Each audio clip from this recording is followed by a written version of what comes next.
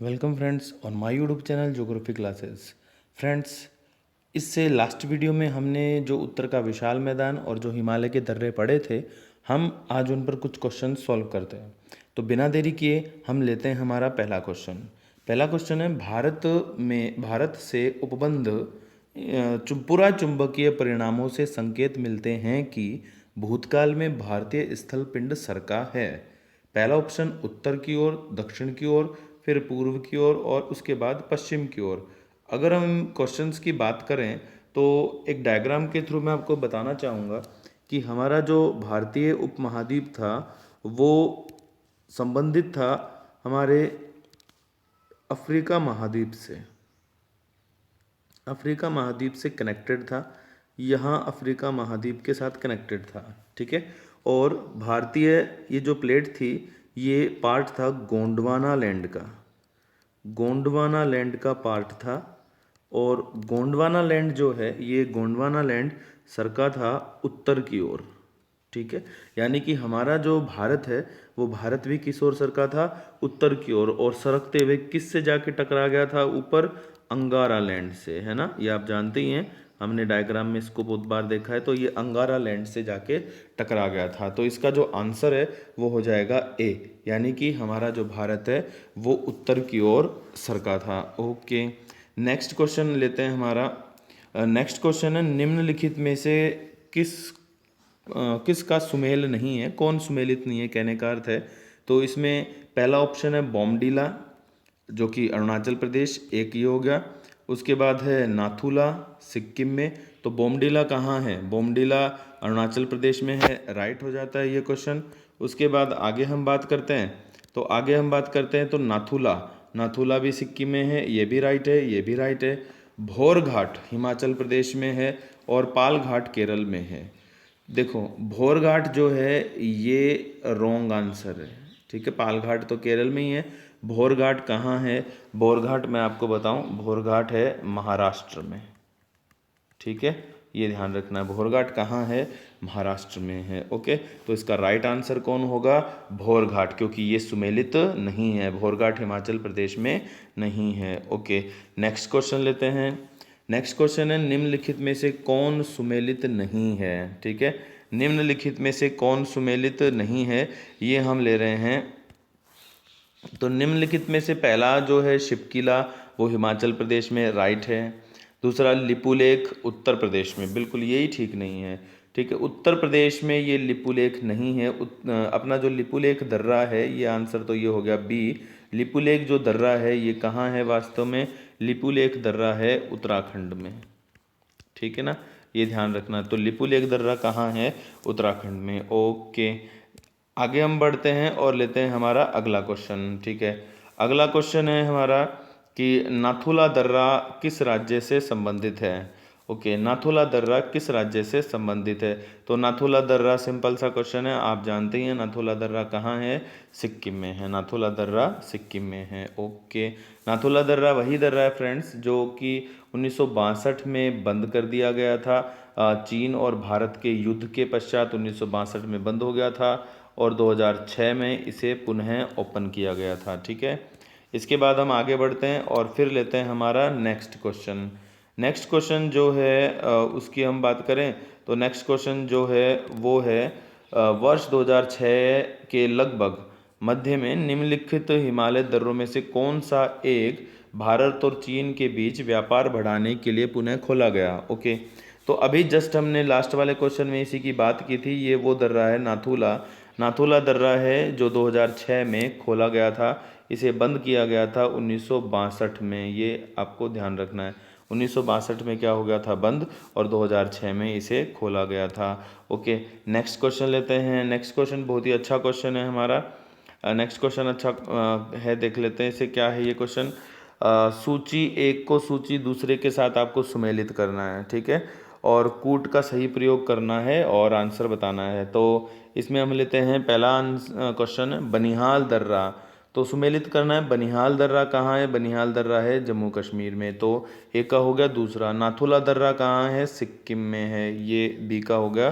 तीसरा नीति दर्रा कहाँ है, उत्तराखंड में है। और डी यानी कि शिवकी जो दर्रा है वो कहाँ है, हिमाचल प्रदेश में है। तो इसमें आप आंसर सुमेलित कर लेना कौन सा है, मैंने इनको एरो के माध्यम से सुमेलित कर दिया है। ओके, नेक्स्ट क्वेश्चन ले लेते हैं हम। नेक्स्ट क्वेश्चन जो है हमारा वो देख लेते हैं कि सूची 1 को सूची 2 के साथ सुमेलित करना है दिए गए कूट के अकॉर्डिंग। ओके, तो दिए गए कूट के अकॉर्डिंग हम इनको सुमेलित करते हैं। बूमला दर्रा, बूमला दर्रा बिल्कुल अरुणाचल प्रदेश में ही मिल जाएगा आपको, बूमला दर्रा अरुणाचल प्रदेश। ओके, उसके बाद करते हैं जिलेपला दर्रा। तो जिलेपला दर्रा कहाँ है, ये जिलेपला दर्रा हमको मिलता है सिक्किम में। ठीक है, ये ध्यान रखना है। बूमला हो गया अरुणाचल प्रदेश में, जिलेपला हो गया सिक्किम में। शिवकिला दर्रा हिमाचल, मुलिंगला पहले, मुलिंगला उत्तराखंड में और शिवकिला कहाँ पे, हिमाचल प्रदेश में। तो इन्हें भी आप आंसर देख लेना, करेक्ट कर लेना कि कौन सा है, मैंने इनको सुमेलित कर दिया है। ओके, नेक्स्ट क्वेश्चन ले लेते हैं। नेक्स्ट क्वेश्चन है निम्नलिखित दर्रों में से कौन उत्तराखंड में अवस्थित नहीं है, कौन उत्तराखंड में अवस्थित नहीं है, देख लेते हैं। तो जिलेपला अवस्थित है, मैं रॉन्ग बोल रहा हूँ, उत्तराखंड में अवस्थित है। तो सिंपल से उत्तराखंड में तो कौन है, लिपुलेख है, उत्तराखंड में कौन है, लिपुलेख है। ओके, इसके बाद हम लेते हैं हमारा नेक्स्ट क्वेश्चन। नेक्स्ट क्वेश्चन जो है हमारा वो भी एक अच्छा क्वेश्चन है और जो एग्जाम है उनमें ये आया हुआ है। ओके, देखते हैं कौन सा क्वेश्चन। नाथुला दर्रा सुमेलित नहीं है, अब की बार हमें देखना है कि सुमेलित कौन नहीं है। तो नाथुला दर्रा, नाथुला जो दर्रा है वो अरुणाचल प्रदेश में नहीं है, यही सुमेलित नहीं है। उसके बाद देख लेते, लिपुलेख उत्तराखंड में है, रोहतांग हिमाचल प्रदेश में, पालघाट केरल में, बिल्कुल। तो आंसर हो गया ए, यानी नाथुला दर्रा अरुणाचल प्रदेश में नहीं है। ओके, इसके बाद हम लेते हैं हमारा नेक्स्ट क्वेश्चन। ठीक है, नेक्स्ट क्वेश्चन जो है उनकी अगर हम बात करें तो नेक्स्ट क्वेश्चन है हमारा रोहतांग दर्रा अवस्थित है, रोहतांग दर्रा हिमाचल प्रदेश में, अभी ये जस्ट क्वेश्चन आया था। ओके, इसके बाद लेते हैं हमारा अगला क्वेश्चन। अगला जो क्वेश्चन है उसकी अगर हम बात करते हैं तो निम्नलिखित पर्वतीय दर्रों का सही पश्चिम से पूर्व की ओर क्रम पहचानना है, पश्चिम से पूर्व की ओर। तो पश्चिम से पूर्व की ओर जब भी इस तरह का कोई क्वेश्चन आता है तो आप बिल्कुल भी जल्दबाजी किए बिना आप एक छोटा सा मैप बना लें और उन दर्रों उस मैप में उन दर्रों की लोकेशन को देख लें। तो इसमें शिवकिला बन गया हिमाचल प्रदेश में। ठीक है, उसके बाद है नाथुला हो गया सिक्किम में। ओके, उसके बाद बोमडीला है अरुणाचल प्रदेश में, ये हो यहाँ हो गया बोमडीला। ठीक है, उसके बाद है लिपुलेख, तो लिपुलेख है उत्तराखंड में, ये लिपुलेख हो गया, लिपुलेख। ओके, अब हम देख लेते हैं कि ये पश्चिम से पूर्व की ओर सही क्रम कौन सा है। तो पश्चिम से पूर्व की ओर सबसे पहले बन जाता है पश्चिम से पूर्व की ओर हमारा शिवकिला, उसके बाद लिपुलेख और उसके बाद हमारा कौन सा है, नाथुला और उसके बाद बोमडीला। ओके, ये आप देख लेना इसमें कौन सा आंसर बैठता है। ओके, नेक्स्ट लेते हैं हम हिमालय के दर्रे के बाद उत्तर के विशाल मैदान से संबंधित कुछ क्वेश्चंस हैं, उनको हम देखते हैं। सबसे पहली बात, उत्तर का विशाल मैदान अवशेष है। उत्तर का विशाल मैदान आप जानते ही हैं, उत्तर का विशाल मैदान किसका अवशेष है, टेथिस सागर का अवशेष है। उत्तर का विशाल मैदान किसका अवशेष है, टेथिस सागर का अवशेष है। ओके, तो ये उत्तर का विशाल मैदान टेथिस सागर का अवशेष हो गया। उसके बाद थार का मरुस्थल प्राकृतिक रूप से भारत की किस भूआकार का भाग है। तो ये प्राकृतिक रूप से या यूँ कहें उत्पत्ति के आधार पर तो ये उत्तर के विशाल मैदान का ही एक पार्ट है। गोखुर झील से क्या तात्पर्य है, गोखुर झील जो होती है ये ऑक्सबो लेक होती हैं, ऑक्सबो। ये सारी जो भू आकृतियाँ हैं मैं आपको एक साथ बता दूंगा। तीसरा और पांचवा क्वेश्चन एक उस डायग्राम के थ्रू बता दूंगा। उसके बाद हम बात करते हैं गंगा की सहायक नदी, चौथा क्वेश्चन, गंगा की सहायक नदी जो पथ परिवर्तन के लिए जानी जाती है, इसका आंसर होगा कोसी नदी। कोसी नदी मार्ग परिवर्तन के लिए फेमस है। अब हम बात करते हैं इन जो भूआकार हमें नज़र आ रहे हैं पांचवें क्वेश्चन में और तीसरे क्वेश्चन में, एक सिंपल पेपर पे हम इसको देख लेते हैं। ओके, सबसे पहले हम एक कलर चूज कर लेते हैं अच्छा जो ब्राइट हो। तो हम सबसे पहले बात करते हैं गोखुर झील की।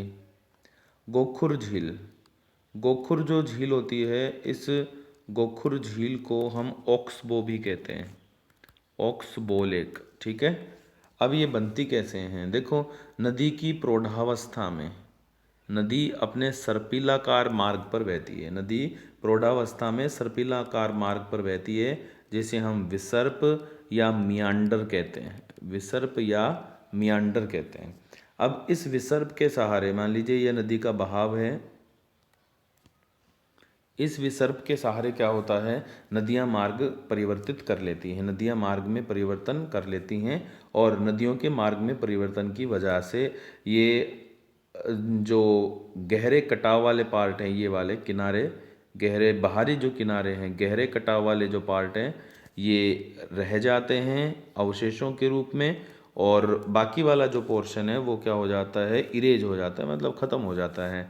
ये चीज़ें नष्ट हो जाएंगी, ये किनारे और झीलें, ये जो विसर्प हैं वो इतने इतने रह जाएंगे। अब ये वाला जो पोर्शन है यहाँ से लेके यहाँ तक, ये क्या बन जाती हैं, अर्धचंद्राकार झीलें बन जाती हैं, इनको हम चापाकार झील भी कहते हैं, ये चापाकार भी कहलाती हैं। ओके, नेक्स्ट जो हमारा क्वेश्चन है उसकी हम बात करते हैं कि क्या है इसमें। नेक्स्ट जो क्वेश्चन है वो भाबर, तराई, जलोढ़, पंख, खादर, बांगर, नदी, विसर्प, इन सभी की हम एक साथ ही बात कर लेते हैं। तो सबसे पहली बात, एक ब्राइट कलर का चूज करते हैं, ग्रीन लेते हैं इस बार। और अब हम बात करते हैं अपन जलोढ़, पंख और शंकु पे बात कर लेते हैं। मान लीजिए ये पर्वतीय क्षेत्र है, यहाँ पर्वतीय क्षेत्रों से नदी बहते हुए आ रही है। अब नदी क्या करती है, पर्वतीय क्षेत्रों में कंकड़ों का निर्माण करती है, कंकड़ों का जमाव करती है, और ये कंकड़ शंकु आकार में जमा हो जाते हैं, ये कंकड़ शंकु आकार में जमा हो जाते हैं, और ये जो शंकु आकार में जो जमे कंकड़ हैं इन्हीं को हम जलोढ़ शंकु कहते हैं, क्योंकि ये जल के द्वारा निर्मित होते हैं, तो ये जलोढ़ शंकु कहलाते हैं। अब ये जलोढ़ शंकु जब आपस में मिल जाते हैं कई और जलोढ़ शंकुओं से, तब ये मिलकर क्या बना लेते हैं, मान लीजिए ये एक अन्य जलोढ़ शंकु है, ये आपस में जब मर्ज हो गए, तो मर्ज होने के बाद ये बन जाते हैं एक विशाल भू आकार, जिसको हम क्या कह देते हैं, जलोढ़ पंख कह देते हैं, जलोढ़ पंख कह देते हैं। तो जलोढ़ शंकु, जलोढ़ पंख दोनों के दोनों कहाँ बनते हैं, गिरिपदीय क्षेत्रों में, गिरिपदीय क्षेत्रों में बनते हैं, ठीक है, ये ध्यान रखना है आपको। ओके, नेक्स्ट हैं, हम बात करते हैं भाबर और तराई वगैरह पे, ठीक है, भाबर और तराई पे हम बात करते हैं। तो हमारा जो भाबर प्रदेश है ये क्या होता है, जैसे ये पर्वतीय क्षेत्र हैं, यहाँ पे नदियाँ बहते हुए जा रही हैं, तो नदियाँ अपने साथ क्या लेकर आती हैं, जमाव लेकर आती हैं कंकड़ का, ठीक है, कंकड़ का जमाव लेकर आती हैं, और ये कंकड़ के जमाव हैं। इन कंकड़ के जमाव में जब नदियाँ बहती हैं तो नदियाँ किस अवस्था में बहती हैं, अदृश्य अवस्था में। इसी अवस्था को हम क्या कहते हैं, भाबर कहते हैं। ये जो अवस्था है यही क्या कहलाती है, भाबर। भाबर के दक्षिण में जब नदियाँ कई जलधाराओं में प्रवेश करती हैं तो उसे हम तराई कहते हैं। बांगर जो प्रदेश होता है, बांगर प्रदेश होता है वह प्रदेश जहाँ नदियों का जल नहीं पहुँच रहा है, और खादर वह प्रदेश जहाँ नदियों का जल पहुँच रहा है। तो बांगर और खादर ये होता है। बांगर वैसे पुरानी जलोढ़ मृदा को भी कहते हैं, और खादर हम नवीन जलोढ़ मृदा को भी कहते हैं, ठीक है, ये ध्यान रखना है। नेक्स्ट देखते हैं हमारा क्या क्वेश्चन है। पंजाब में खादर के मैदान क्या कहलाते हैं। तो पंजाब में खादर के मैदान की अगर हम बात करें तो पंजाब में खादर के मैदान बेट कहलाते हैं। पंजाब में खादर के मैदान बेट कहलाते हैं, ये ध्यान रखना है आपको। खादर के मैदान क्या कहलाते हैं, बेट कहलाते हैं। ओके, उत्तर का विशाल मैदान के उत्तर में कौन सा भ्रंश है, बिल्कुल ये है HFF, Himalaya front fault. Delta क्या होता है, डेल्टा देखो, डेल्टा एक त्रिभुजाकार संरचना होती है नदियों के जमाव की। ये नदियाँ सागर में गिरने से जस्ट पूर्व, नदियाँ सागर में गिरने से जस्ट पूर्व बनाती हैं, और ये त्रिभुजाकार होता है, इसी वजह से इसको डेल्टा कहते हैं। डेल्टा की जो खोज है या जो नाम दिया था डेल्टा, वो हेरोडोटस ने दिया था। हेरोडोटस ने नील नदी का अध्ययन करके इस त्रिभुजाकार जमाव को डेल्टा नाम दिया था। विश्व का सबसे बड़ा चापाकार डेल्टा है सुंदरवन डेल्टा। उसके बाद है राजस्थान में टिथिस सागर का स्वतंत्र अस्तित्व कब था? तो जो स्वतंत्र अस्तित्व था वो था मेसोजोइक काल में। मेसोजोइक काल में इसका स्वतंत्र अस्तित्व रहा था। ओके फ्रेंड्स, ये कुछ इंपॉर्टेंट क्वेश्चंस थे जो उत्तर के विशाल मैदान और हिमालय के दर्रों से संबंधित थे। इसी तरह अगला जो वीडियो होगा वो हमारे भारत के प्रायद्वीपीय पठार से संबंधित होगा। उसके कंप्लीट होने के बाद भी हम इसी तरह नए क्वेश्चंस करेंगे। फ्रेंड्स, आप वीडियोस लाइक कीजिए, शेयर कीजिए, चैनल को सब्सक्राइब कीजिए। थैंक्स एंड जय हिंद।